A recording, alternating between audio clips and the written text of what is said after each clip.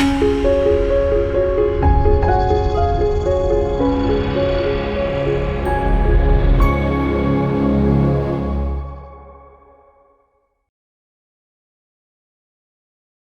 మాత్రం. నేను మీ జర్నలిస్ట్ నేత. Welcome to R voice. నేను ముందుగా కవితక్క మస్తు ఉపదేశాలు ఇస్తుంది, విన్న తర్వాత మనం మాట్లాడుకుందాం.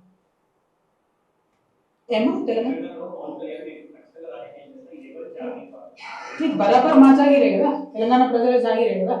పవన్ కళ్యాణ్ జాగిర్ అయితే కాదు కదా, పవన్ కళ్యాణ్ వాళ్ళ ఫోర్ ఫాదర్స్ జాగిర్ కాదు కదా, మా జాగిరే కదా. నేను కదా కొట్లాడింది తెలంగాణ కోసం.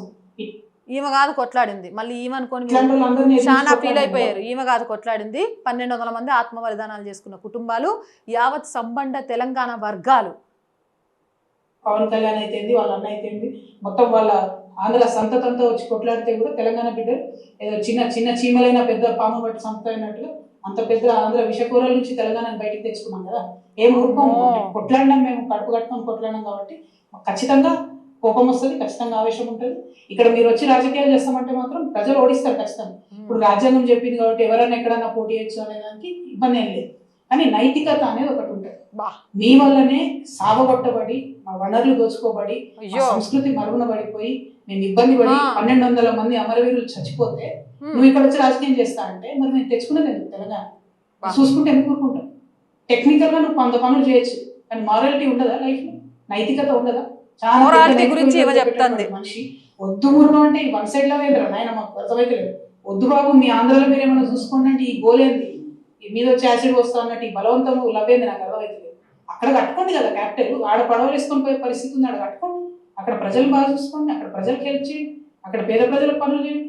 అవన్నీ సైట్ వచ్చి మా మీద వాడే ఎందుకు? ఇక్కడ లేరా మా నాయకులు మస్తు మంది ఉన్నారు కదా. మేమే ఎవరి గెలుస్తాం, మేమే ఎవరి చేసుకుంటాం. మా వాళ్ళు చేయగలిగినంత నేను చేసుకుంటాం, నేను బాగుపడతాను. ఏమో ఏమక్కో మస్తు గుర్తొచ్చింది నీకు. మరి ఇక్కడ నాకు కొన్ని విషయాలు అర్థం కావట్లేదు. ఎంఐఎం పార్టీ, ఏఐఎంఐఎం పార్టీ, దీనికి రజాకార్ల పార్టీ అని కూడా ఒక పేరుంది. మరి మస్తు సావగొట్టిరు తెలంగాణలను. అధికారంలో ఉన్నప్పుడు మీరు వాళ్ళతో ఎందుకు పొత్తు పెట్టుకున్నారు? సరే ఇవన్నీ పక్కా పెడదాం. మీ అయ్య చేసిన సర్కసు గుర్తు చేయనా? జాతీయ రాజకీయం కోసం అని చెప్పి తెలంగాణ అనే సెంటిమెంట్నే తీసేసి భారతీయ రాష్ట్ర సమితిగా మార్చుకోవచ్చా? 60 కార్ల కాన్వాయ్ వేసుకొని మహారాష్ట్రకి వెళ్ళి హడావిడి చేయొచ్చా? చివరికి ఆంధ్రాలో, దుబాయ్లో కూడా బీఆర్ఎస్ ఆఫీసులు ఓపెన్ చేయొచ్చా? వాళ్ళు మాత్రం ఎక్కడికైనా వెళ్ళొచ్చు, ఏమైనా చేయొచ్చు. పొరుగు రాష్ట్రాల వాళ్ళు మాత్రం తెలంగాణకు రాకూడదా? మొత్తం తెలంగాణ అంతా వీళ్ళ సొంత ఫామ్ హౌస్ అన్నట్టు మాట్లాడుతారు. వీళ్ళు తెలంగాణను దోచుకోవడమే కాకుండా పొరుగు రాష్ట్రాలపై విద్వేష నినాదాలు చేయడం దేనికక్క? మీ అయ్య పార్టీకేమో ఆంధ్రాలో ఆఫీస్ ఉండొచ్చు, మహారాష్ట్రలో ఆఫీస్ ఉండొచ్చు, ఢిల్లీలో ఆఫీస్ ఉండొచ్చు, కానీ పవన్ కళ్యాణ్కి తెలంగాణలో ఆఫీస్ ఉండకూడదు, పోటీ చేయకూడదు. దేనికక్క? ఇంకెంతకాలంకి సెంటిమెంట్ రాజకీయాలు? ఆంధ్రోళ్ళు తెలంగాణలో నుండి ముంచిండ్రు, సావగొట్టిండ్రు అని అంటే అసలు తెలంగాణను నిజంగా సావగొట్టిన ఏఐఎంఐఎం లాంటి ఎక్కడి నుంచి వచ్చిందో ఆ పార్టీ మీ అందరికీ తెలిసింది. అలాంటి వాళ్ళతో పొత్తు పెట్టుకున్నప్పుడు నీకు ఈ నైతికత ఎక్కడ పోయిందక్క? నైతికత గురించి మస్తు చెప్తాండ్రు. మీ పార్టీలు రాష్ట్రాలను ఏలాలి, రాష్ట్రీయ పార్టీ నుంచి జాతీయ పార్టీ కావాలి, దేశాన్ని ఏలాలి, కానీ పక్కనోడు బాగుపడకూడదు.